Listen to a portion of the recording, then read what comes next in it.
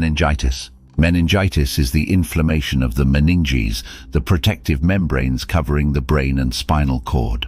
It can be caused by various infectious agents including bacteria, viruses, fungi, and parasites. Bacterial and viral meningitis are the most common forms. In this video, we talk about bacterial meningitis only. For viral meningitis, please check our channel for relevant videos. Bacterial meningitis. Bacterial meningitis is a severe infection that involves inflammation of the protective membranes covering the brain and spinal cord, known as the meninges. The infection is caused by bacteria that invade the cerebrospinal fluid, CSF, leading to inflammation and a range of symptoms. Bacterial meningitis is a medical emergency as it can progress rapidly and result in serious complications, including death if not treated promptly.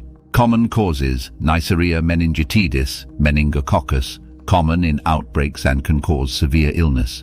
Streptococcus pneumonia, pneumococcus, a leading cause of bacterial meningitis, often associated with pneumonia. Haemophilus influenzae type B, HIB, more common in children, but widespread vaccination has significantly reduced its incidence.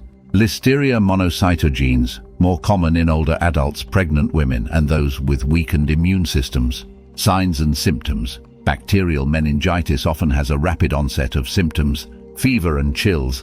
High fever is a common early sign. Severe headache. Intense headaches are typical. Stiff neck, difficulty bending the neck forward due to stiffness. Photophobia, sensitivity to light. Nausea and vomiting, gastrointestinal symptoms are common. Altered mental status, confusion, irritability, and lethargy. Seizures. Seizures may occur in severe cases.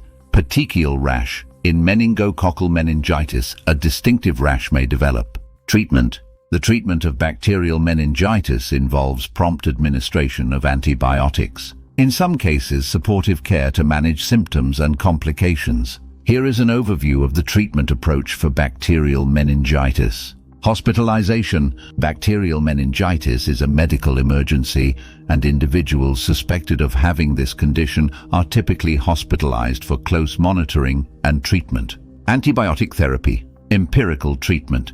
Given the urgency of bacterial meningitis, antibiotic treatment often begins before the specific causative bacteria are identified. Broad-spectrum antibiotics effective against the most common pathogens are administered empirically. The antibiotic regimen may be adjusted to target the specific bacteria causing the infection. Supportive care. Medications may be given to alleviate headache and other pain associated with meningitis. Fever control. Antipyretic medications may be used to control fever. Intravenous fluids are administered to maintain hydration. Management of complications. Anticonvulsant medications may be given to manage seizures if they occur. As bacterial meningitis can progress rapidly, close monitoring is crucial. Prognosis and chances of survival. Prognosis depends on several factors. Type of bacteria. Different bacteria have varying degrees of virulence. Promptness of treatment. Early treatment significantly improves outcomes. Age and health of the patient. Infants, older adults, and those with weakened immune systems are at higher risk. Complications. Permanent neurological damage. If not treated promptly, bacterial meningitis can lead to permanent neurological damage.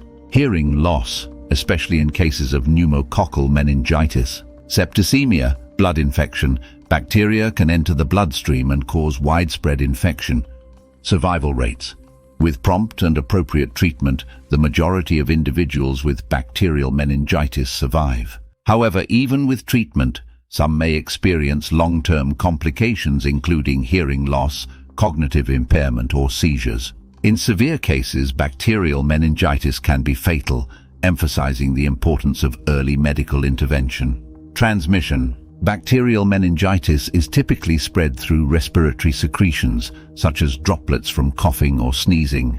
Close contact with an infected person, such as living in the same household or being in crowded settings, increases the risk of transmission. Diagnosis. Diagnosing bacterial meningitis involves a combination of clinical evaluation, laboratory tests, and sometimes imaging studies.